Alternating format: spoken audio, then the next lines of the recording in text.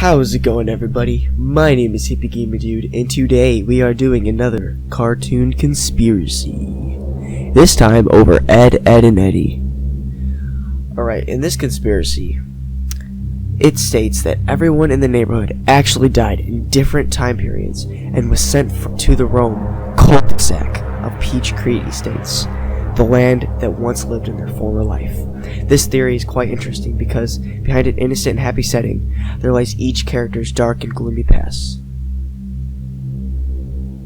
The first to die was Ralph, a son of a shepherd who lived in his family farm. Not only was he the first to die, he was the first to live in the land that would be later known as the cul-de-sac. In 1903, Ralph was trampled to death by his bull, who broke free of his cage.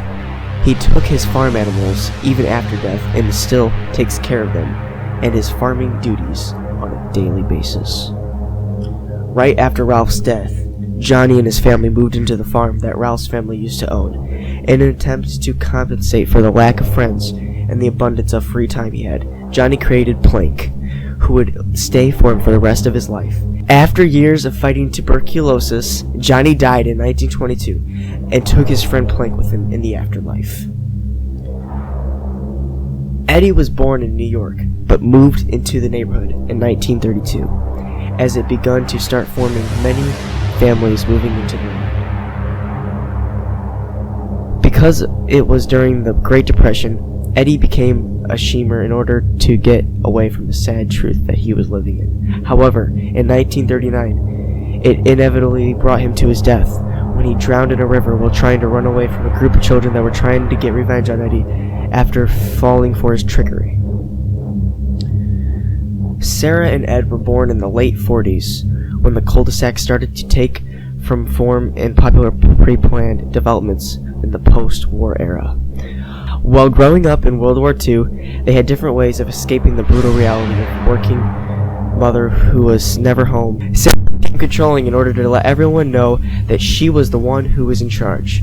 On the other hand, Ed shut out from the world and got involved in comics and movies. Their death was caused by a car accident while driving to their grandparents' house. A flower child, Naz, was born in the 60s during the hippie era. Growing up as a beautiful girl, she always flirted with boys and lived carelessly. However, in the summer of 1979, a serial killer escaped from the asylum and broke into Naz's house. Her whole family was murdered after Naz was raped and killed. In the afterlife, Naz chose to completely forget about her family, which is why she does everything she wants because she has no parental figure. Ed was born under two controlling parents who, even after his death, greatly influenced his life. He followed their footsteps intellectually, but became rather shy and timid. In 1986, a gas leak occurred while Ed was experimenting and caused an explosion which blew him and his house altogether.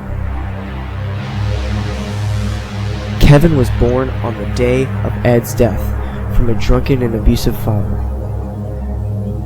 In order to relieve his stress caused by his father, he bullied other children.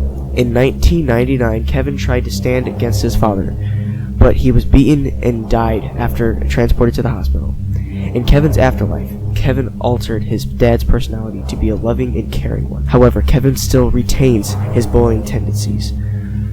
Jimmy was the first to join the kids after he died from leukemia in 2000. Before his death, Jimmy lived in Kevin's old house under his overprotective parents, who never let him out to play with the kids.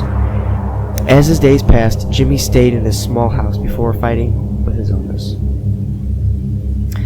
The Canker sisters, however, are daughters of the devil, sent from hell to torture the lost souls.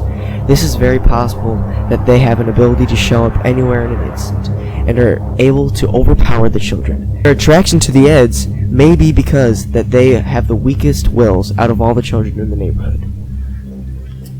That was the Ed, and Eddy cartoon conspiracy.